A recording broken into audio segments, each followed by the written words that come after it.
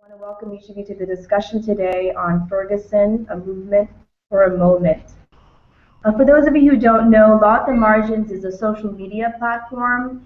I launched it a year ago to bring on-the-ground activism and use social media as a sort of platform to do that. You can check out great articles by activists and lawyers at theMargins.com and also on our Facebook page. This Google chat, Facebook, and Twitter chats are just ways that we can all connect, share movement strategies, legal issues, and social justice.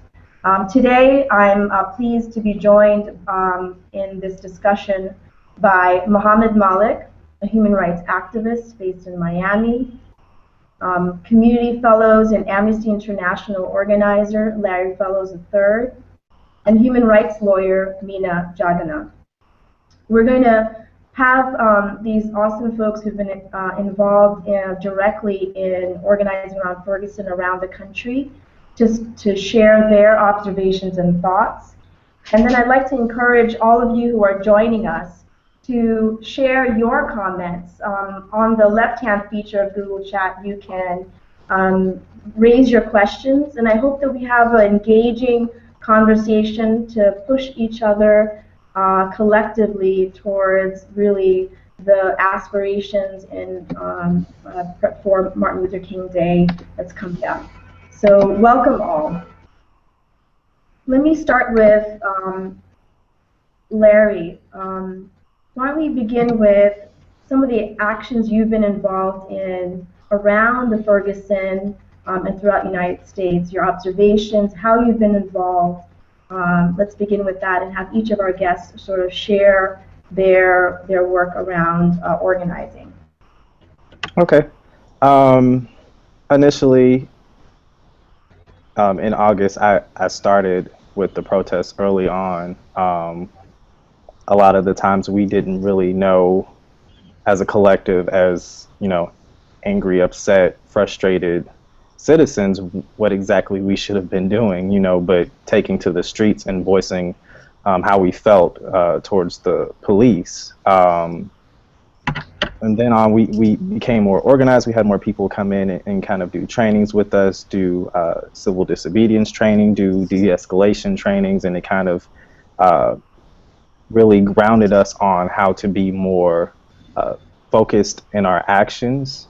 One of the actions that I took involvement with was the action at the St. Louis Rams football game, where we dropped Black Lives Matters banners in the game. I was so nervous, and I was like, I'm going to get arrested today.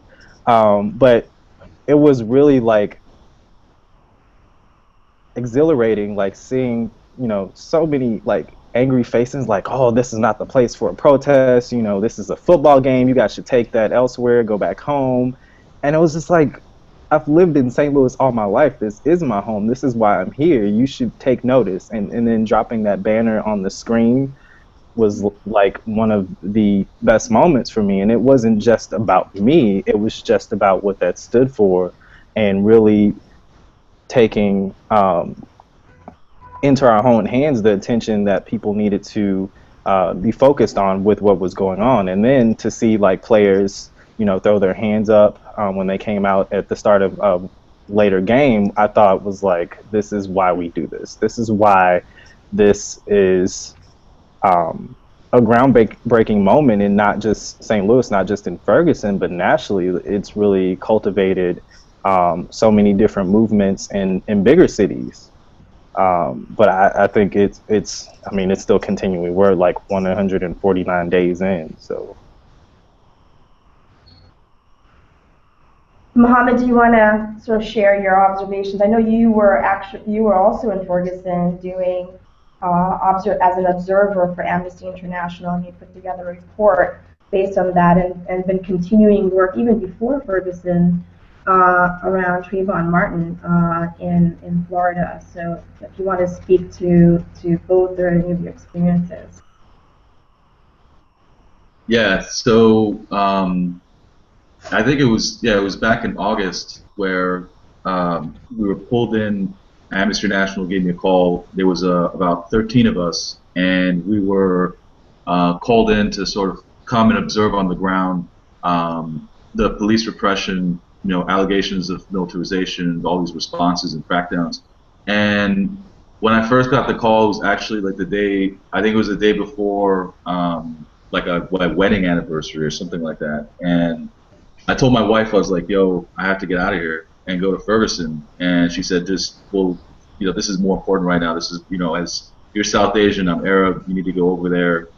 This is about human rights, something bigger than us. So I went over there and didn't know what was going on. Literally had about 16 hours knowing that I was actually going to be going to Ferguson. When I got there, we basically met with a bunch of community partners, met with residents who are on the different streets around the Quick Trip. And what we also did is we kind of went out at nights and we did some monitoring. We talked to different residents. And the kind of things that I heard were things that I heard in the aftermath of different types of incidents where there's been police brutality. Whether it's like Israel Hernandez, which is a situation, it was an 18-year-old who was killed, who was unarmed in Miami, or even before that, Hussein Shahada, or numerous other examples in Florida. That community trauma that I saw was pretty palpable and kind of reminded me of other moments. But at the same time, I think it was amazing to see how the community was openly resisting. So that was kind of my first kind of entry point, was really through through Amnesty International's Human Rights Delegation. After that, just kind of quickly sliding into the next kind of way I was involved was a bunch of us who were mostly South Asian and Arab, also some African Americans who were Muslim, were really kind of really disturbed by what was happening in Ferguson and also across the country about how not just like police brutality, but also larger questions of racism, specifically like in South Asian and Arab communities.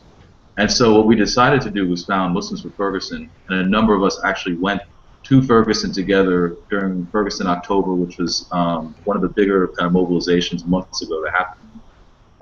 And while we were there were principally two things that we did. One of the things we did is we met with different masjids. I went with the care director, Faizan Syed, and we met with mosque leaders, we met with the Muslim community, we went to different masjids and we talked to people about what was going on, about their perceptions. Many of these people in the masjids actually were Arab, Palestinian, South Asian, actually had convenience stores that were in Ferguson. So we had like kind of like a crew of people, Linda Sarsour, Mail Hassan, Abid Abu Zunaid from Dream Defenders, Mustafa Abdullah, who was with ACLU, who did a lot of work on the ground in Ferguson. There was just a bunch of us. We went from store to convenience store, talking to the folks who were there, asking them what their relationship was to African Americans in the surrounding community. We asked them, kind of what their relationship has been, what kind of concerns they had, and we had really interesting conversations. At one point, there was even, I think Mustafa and some others, what they did is they brought the convenience store owners together to agree that, they should have a kind of a stand in solidarity, that they shouldn't come out and say foolish things. So kind of those are the two things, the two ways I was principally involved was really just like Amnesty International with the human rights report we put together, and the last thing was just kind of as a South Asian, as a Muslim, kind of going around the community. Great, thank you. I think both in Larry and Muhammad's responses, we sort of hear just the diversity of the interventions, intervening in these spaces you don't think about, in a entertainment, sports, and then there were the brunches that were also there were sort of the Black Lives Matter brunches, and then the monitoring work, the organizing work, the mobilizing work, and the coalitional work.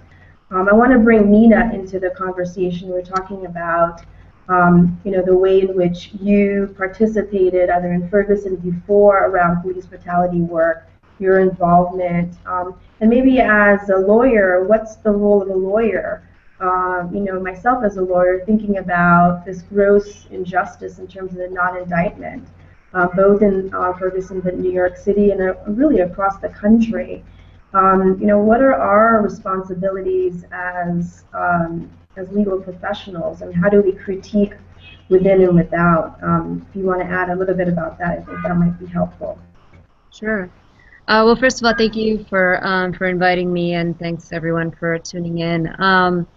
So I'm at the Community Justice Project, and we're a project based in Miami. And the model of the way that we work as lawyers is that we work alongside movements, work alongside organizations that are engaged in social justice campaigns to address the injustice that they're experiencing. They're organizing campaigns that these groups lead, and so we work with the Dream Defenders, Power Youth Center for Social Change, Miami Worker Center, a bunch of different other community groups that are now engaged in a conversation on policing and state violence, criminalization, racial justice. From before Trayvon Martin, but then in the aftermath of that, and now after the events popped off in Ferguson. And so the way that I actually got involved there is that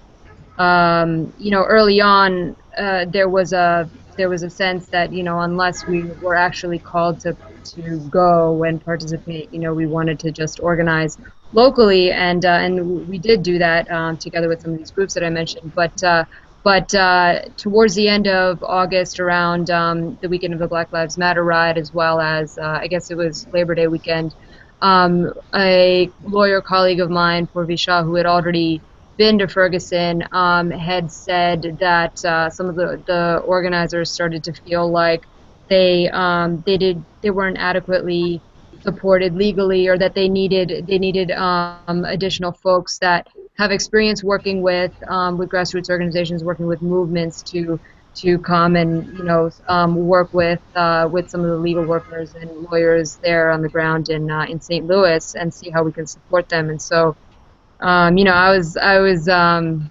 vacation or something, but I dropped everything and went, because I think we're in this moment where all hands on deck. I think that if you have technical ability to support this movement, then it's our imperative as people who are attuned to social justice issues, people who are committed to social justice, committed to equality, committed to human rights, to come in and work with the groups, the people who put themselves on the front line and risk themselves in order to try and have a more just world. So I was there that weekend, and it just so happened that at that weekend a number of other lawyers and organizers were talking about, well, specifically a lawyer, Justin Hansford, and then some organizers supporting him talked about the upcoming review of the U.S. by the UN Committee Against Torture, and that's a process that only comes up every 4 years, and it's a time when the U.S. is reviewed for its adherence to its obligations under that treaty, which it has signed. And so when those processes come up, it offers the potential to submit a shadow report, which is kind of the report from the ground about what's going on. And so they needed some support in that. I'm a human rights lawyer, so I was like, definitely, whatever you all need. And so we work together with activists, with other groups on the ground, with Justin, who's a lawyer there, as well as a couple other lawyers, Gina Shah and Jessica Lee at CCR, to put together this shadow report, which focused on the killing of Mike Brown, and then also the violence against the protesters. And then in November, we traveled to Geneva as a delegation to present the report, and then also advocate for tough questions and recommendations around police accountability, militarization, and human rights violations in the U.S. We could talk about that more in the future, but I've been back to Ferguson a couple times since then. Once was during the weekend of resistance, and it was a nice time for me, actually, because most of the time I was there as an activist, and then there was, on the day of resistance, the Memorial Monday day, then, I had to kick in some of my legal you know, support, but yeah, I mean, it's just a really inspiring time to be involved in this movement. And I think you know, going to your question about what is our role as lawyers, I think that, you know, given that we have an expertise, given that you know, law is one of, you know, an array of tactics that that can help move a conversation forward, that can help create the political pressure, the political environment in which change can happen. I think that we it's up to us to work in a mindful way with organizers and with groups that are seeking that, and support their campaigns to get there. Great. I mean, I think it's an amazing amount of energy. I mean, all of you, you know, sort of put to the side your personal lives because you felt like you were in this moment and part of the makings of a larger movement, which I think is a movement. I mean, in some ways, the title, whether it's a movement or a moment, is I think all of you, I would be fair to say, will say we're in a movement. But one of the criticisms that have been raised is that it's a diffuse movement, that there are all of these strategies, all of these activities taking place, but it's really not coordinated, it's not focused, it doesn't have a clear set of demands. I think recently the most high-profile person who sort of made that is Oprah in relation to comparing it to the civil rights movement. Can we speak to a little bit about that, you know, and incorporating your response, you know, where are we in the movement continuum? Is this the beginnings? Are we in the throes of it? Looking back to this moment, to this time period, how would we look at it? And then how do you respond to that critique that this is sporadic actions, great report, Meena, great Muslims for Ferguson, great job, Larry, and Black Lives the banner, but these are just isolated actions. How do we respond to that? Is there a response? Is there a truth to that? And then I want to encourage those who are listening, watching, to use the Q&A feature right now on the left-hand bar, and I will then ask some of those questions because I just want to be mindful of the time. We want to end at 8:40, so please bring your questions to the panelists. So anyone who wants to start and take that. I'll answer it because I think it's it's funny because I guess being so involved with the movement, with so many leaders, because there is not one leader, which I think some people are looking for, like a particular person to be in charge of everything that's going on with Ferguson. And I think that's like this archaic idea of looking at organizing and looking at activism and movements. And because there were demands that were released by not just one organization, but different organizations, a lot of them were linear and about wanting the same things, wanting justice, wanting certain people out of their positions, for people to be held accountable. I think those were the same, and those lines of communications between the different groups were very, you know, granted, you know, we all have our issues, a lot of movements do, but they were all linear. So for somebody to say, I don't know what your demands are, they're everywhere. People, all these groups have websites, there's Twitter, there's Facebook, there's all these different venues to where everybody was sharing what their demands are. So that I found that very confusing when that was said. And not even that, I think this is a new movement. A lot of the issues are the same. We're dealing with police brutality, we're dealing with militarization, we're dealing, you know, with race. The list goes on. These issues we've been dealing with for years, but I think something different about this movement, again, I say because it's leaderless in a way that there isn't just one person doing the work. There isn't just one person out protesting. And I think that's why people have issues with the actions coming off like this unorganized, or what does this mean? Do people, what is their point? Why are they doing this? And the thing is, you're taking notice. that's the point in a lot of these actions. Some of them they're not going in, well, we're here to do this, or we're here to take over the police department. Everybody has a different role to play. And I think that's what's so confusing for some people, because everything isn't like cookie cutter. So I think that's something that people are going to have to get used to with this movement, is not seeing something that is so repetitive.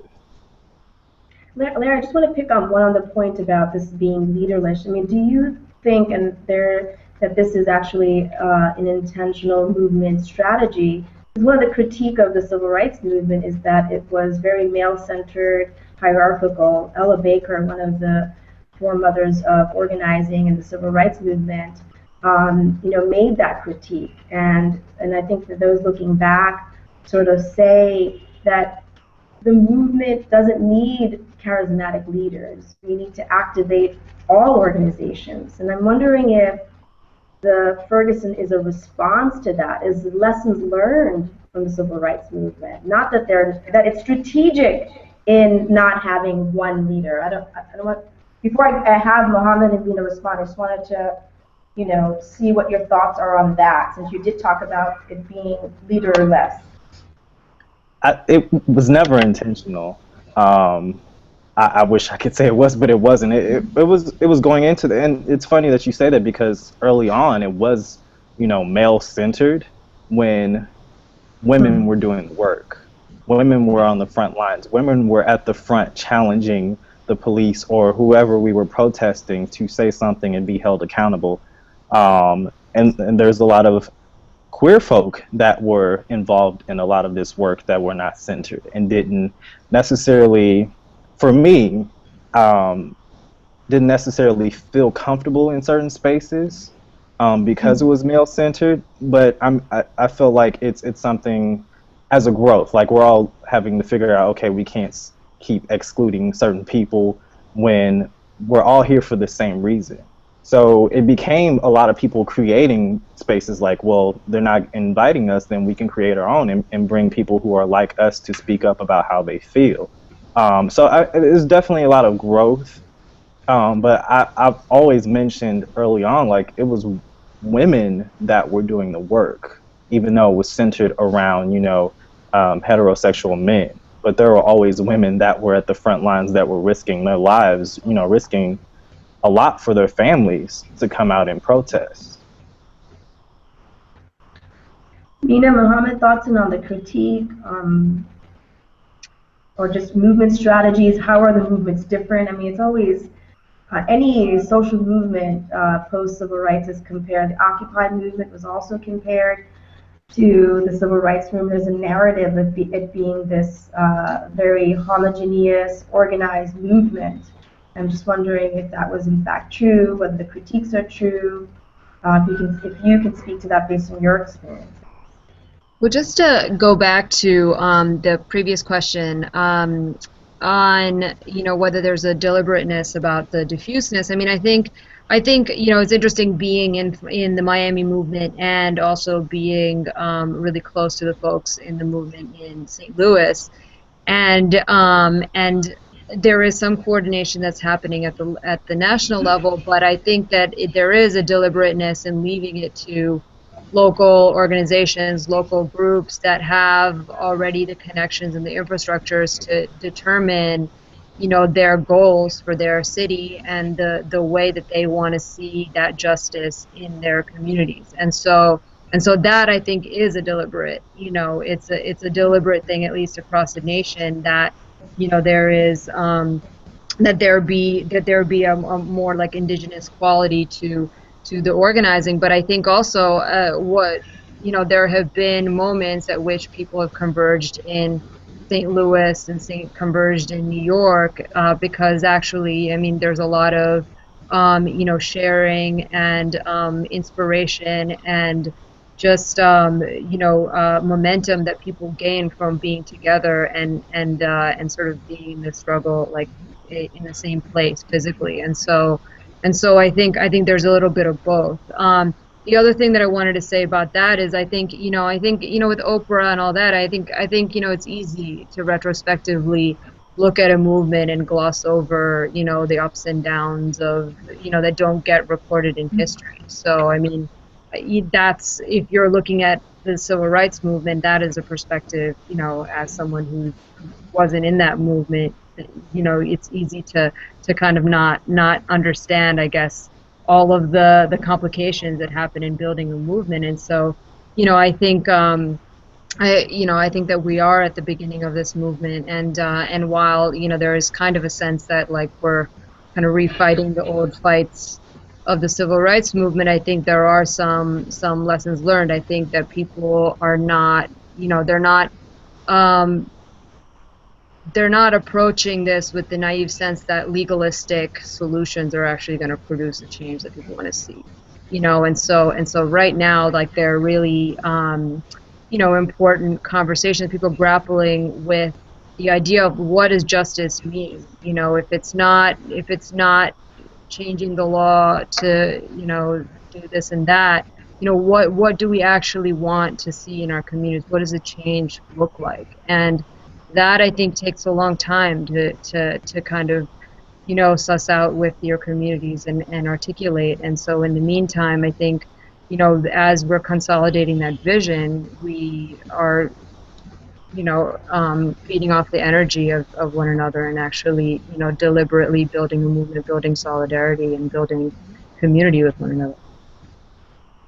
I want to encourage folks to use the Q&A feature on the left hand and ask questions. It's about 8:30, so we have about sort of 10 more minutes that we were planning to go on, so please ask the questions now. So I want to have Muhammed respond to the last question or any other points that were raised by Meena or Larry around movement strategies, the intentionality of it, the critiques, the oft comparison to the civil rights movement, the local national character of the organizing. Yeah, I mean, I think this is some stuff. This is things that we've heard before. You heard this during the civil rights movement as well. I was talking to folks who were there during the civil rights movement, participated in it, were leaders in the civil rights movement. And I think there's an interesting thing that I think Paul Ortiz, he's a professor at the University of Florida, he did a lot of work on studying Jim Crow, voting rights, the legalistic kind of battles, but also the organizing battles. And one of the things he told me is he said that this is, kind of preposterous because it's the same kind of critique that you heard during the civil rights movement. You've heard similar things. So, I mean, just to piggyback up what Larry was saying, I think that, yeah, people do want a cookie cutter kind of a picture when they see a movement. They want to see someone dressed up in a suit, singular leader pointing a finger, and some wall comes down, and all of a sudden, hallelujah, there's like some policy change. That's not how the real world works, right? So what it really is basically a process. It's not like a picture, it's a static thing. It's a process. And so I think, what Larry was alluding to is absolutely correct. And also what Meena was saying when she said that these different things are happening in different cities. My impression being on the outside looking in and also being in Ferguson was as if it's all about momentum building. So sometimes the discourse will be around New York, sometimes it'll be around Oakland, sometimes it'll be around Miami, Ferguson, etc. I feel like it's a feedback mechanism. Every time there's a surge of energy in one city, it's as if it sort of like accelerates and moves, has a kind of momentum building kind of potential that spreads to other cities. So for example, one of the things that folks in Ferguson said when I was about to leave for the first time and go back to Miami from Ferguson, when I asked what should I do when I go back to Miami, they said just continue to fight for police brutality. And they said every time we fight, it's going to help your fight. Every time you fight in your city, it's going to help us. And that's, I think, what precisely happened all across the country. So much so that I think it would be narrow-minded to say that it was only limited to the United States. We began to see solidarity being built transnationally across borders. So you saw how all this, that this movement momentum started to link with Mexico and more specifically with Palestine, right? You had a Palestine contingent. It was mostly led by women who were there on the ground. Amazing committee, St. Louis Palestine Committee, Sandra Tamari, Suhad, all these folks over there were amazing. So you began to actually see how it took on an international scope. So I would dismiss that because I think that what Ferguson did is it moved the conversation, and it moved our targets on those of us who were working on police brutality campaigns. Targets began to get moved because of the discourse momentum that initially emerged out of Ferguson. So based on those things, I would say that, you know, absolutely it's a movement, and there's moments within them, but it's certainly a movement. Great. So if the movement doesn't have one set leader, who leads then, Larry? Who is leading? Which organizations are leading this movement? Who should be leading this movement? Earlier, Muhammad talked about a coalition around Arab South Asian communities and other communities of color. And there's been some critique of the change of Black Lives Matter hashtag to All Lives Matter as decentering the movement away from the Black community, which I actually think is a legitimate. There's a critique about you know, focusing on the communities most impacted. But if there's no one leader, then who leads? I think when you think about leaderless, people think, oh, so no one's leading. I think because there are so many is why it's been said that it is leaderless. Like everyone is a leader, and everyone has the capability to become a leader. I think that's something that I try to always speak to, especially young people, because they, oh, I want to do what you do. I want to be, you know, out there protesting, and I always say you can. It takes very little to just start the conversation in your community with your peers, with your family, with your school, with your church groups. Just opening your mouth and communicating how you feel about what's going on in your city or in your country, for that matter, starts becoming a movement, or you become a leader just by initiating that. It doesn't have to be you always out protesting, because there are so many different ways of being a civil rights leader or a human rights leader. There's different avenues of the work that needs to be done. And I think that's kind of problematic when people are saying, well, there needs to be one leader leading this movement. They expect, you know, for instance, a Martin Luther King or Malcolm X to come out of this, when this is not the same movement. We come from a different generation. We basically, you know, live through hip hop. We've lived through so many different culture changes that are not similar to the movement of the 60s. So the way that this movement has become is why it looks different, because we were raised differently. We grew up differently. We grew up with certain ideals that were very different in 60s. We're now in a movement where we can go into a restroom with whites. We can go to certain areas with whites. There's certain limitations that were had in the 60s that we do not have now, that has opened us up to see things or see our world differently. So I think that's why it's going to be some time for people to get used to this is a different way of activating our communities. So we have about 4 minutes left, a great conversation so far, but I do want to make sure that we get to the issue about working with communities of color.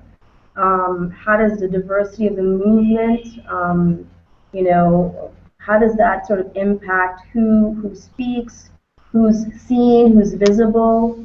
I don't know if Meena or Maud want to speak to that, but just I would just suggest if you could sort of briefly address that, and then I do want to have at least a minute each for like kind of closing. Where do we go next from there? I don't know if Muhammad or Meena want to tackle the issue of communities of color, South Asian, Arab, maybe Muhammad, and being involved in Muslims for Ferguson, the issue of sort of communities of color being involved around the movement in Ferguson around police brutality and police accountability. I mean, I could say just really briefly for Muslims for Ferguson that part of it is just like you've seen certain kind of Christian faith leaders who are talking in their congregations about how it's an injustice and how not just recognizing it's injustice, but that in recognizing that you're supposed to do something, you're actually supposed to leverage resources in solidarity and support of other people's leadership. So I think Part of it is recognizing the work of Muslims within our own community who are African American.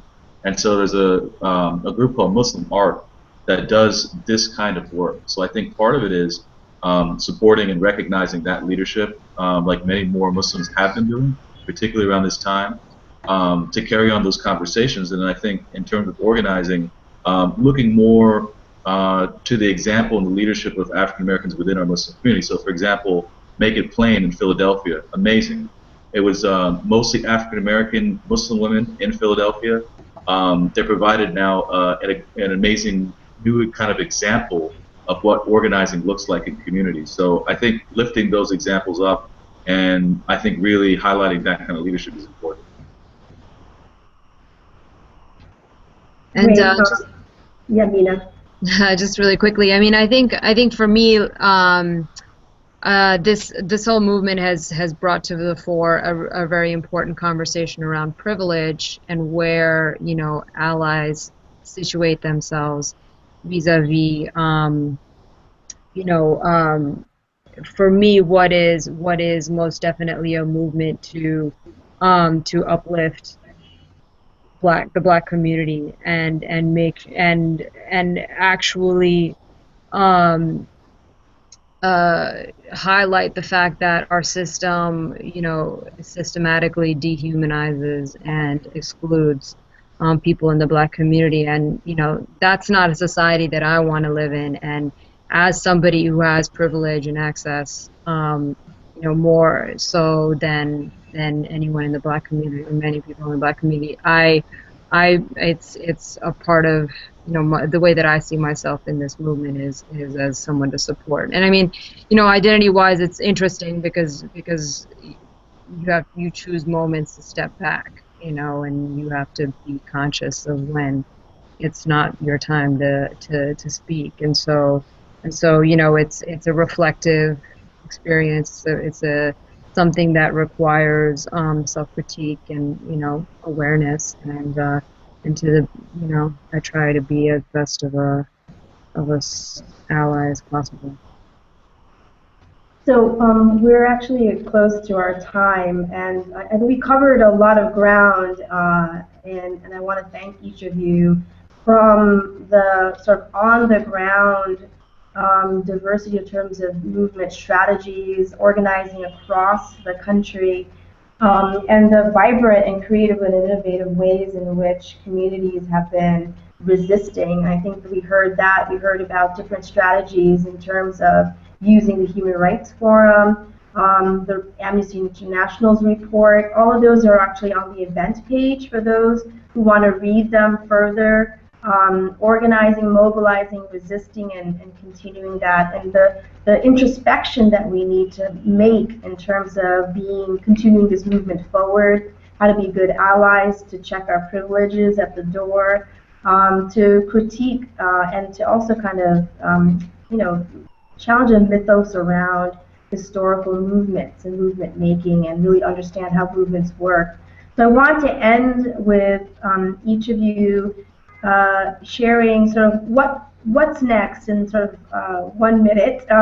What's next for this movement, and what are ways in which people can get involved, or their organizations that they can sort of connect with. So why don't we just end with that.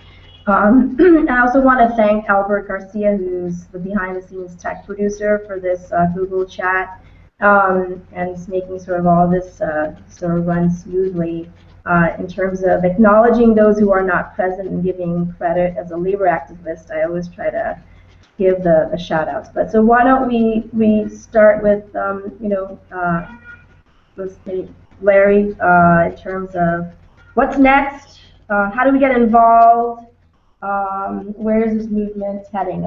A big question in 1 minute, but sorry.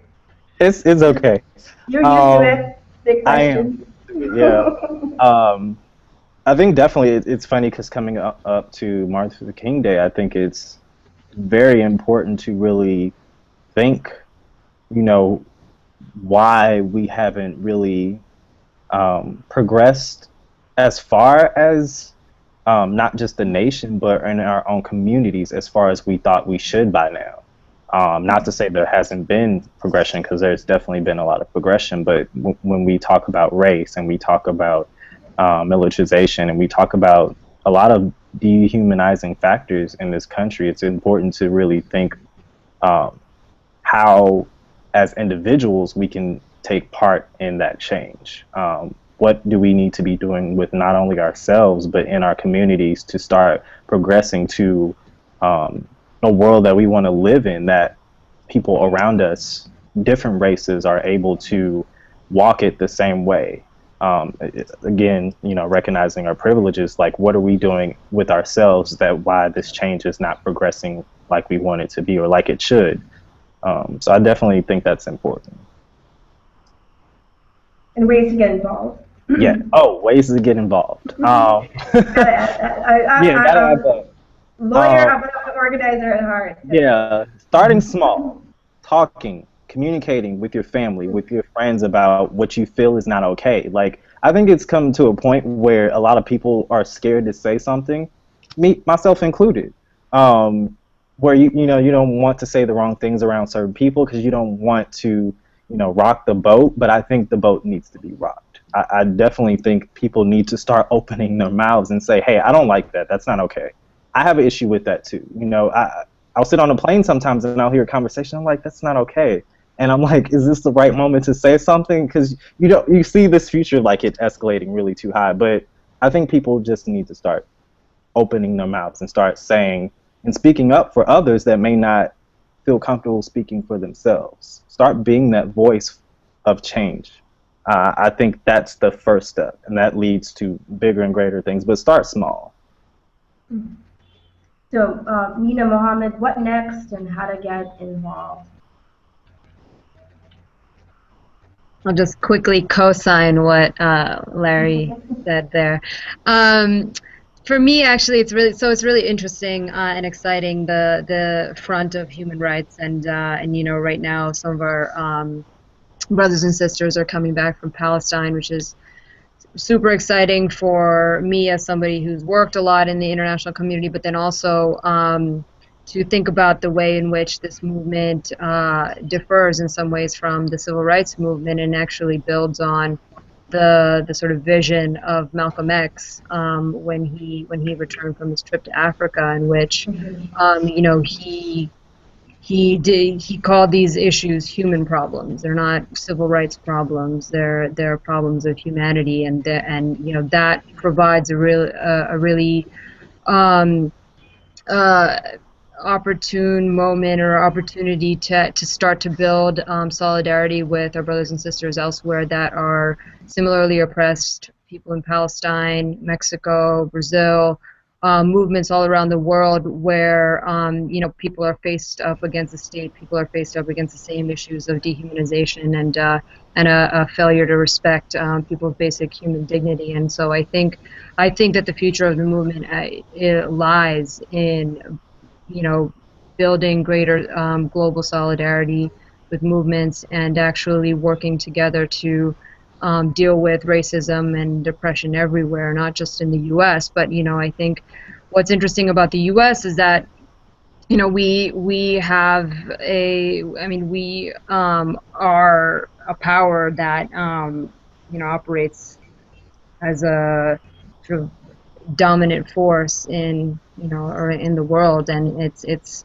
a country that deliberately structures its international relations, its foreign policy to maintain that dominance. And so in the same way that desegregation in some ways it coincided with the Cold War to produce a political climate in which the Brown v. Board of Education decision came down. I think we're in a similar moment right now where the U.S. is feeling vulnerable vis-a-vis its international image, with the torture report coming out, and also with the movement in Ferguson and elsewhere in the U.S. being so prominent and being something that the world is really paying attention to. So I think that that provides an opportunity to build with other communities and to actually put additional pressure on the U.S. to to take a look at what's going on at home and address our human rights problems here.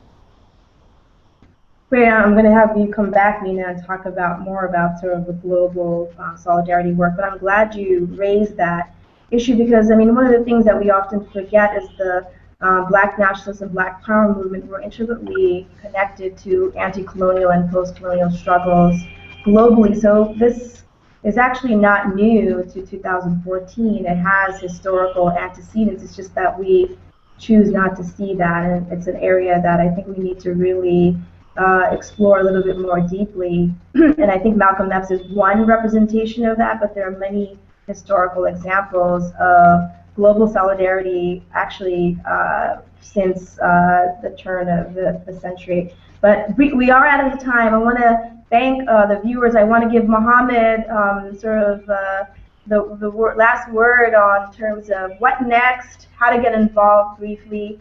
And I want to thank you know, each of you. This is going to be recorded, so those of you who missed some of the excellent points, can watch it, and then we'll post it on the event page. If there are questions that have come up after hearing and having some of this sort of knowledge sort of digest, I'll check the event page and sort of field those questions to our guests. But I want to give Muhammed to just briefly sort of what next, how to get people involved in this movement. Yeah, so I mean, I guess I'll frame my kind of reflection on what's coming up like next by reflecting on two things. First is we're approaching Martin Luther King Day. I'm thinking about Selma, which I recently saw, and I'm thinking about when I watched that film, how there were two particular aspects of like Martin Luther King's work that were not as emphasized, namely his anti-imperialist stand, and namely like a lot of the work that the deep work that he did fighting for workers' rights. So having that kind of in mind, and also thinking about Malcolm X and his role kind of in his internationalism, and the fact that we have the 50th anniversary of the assassination of Malcolm X coming up in a little over a month.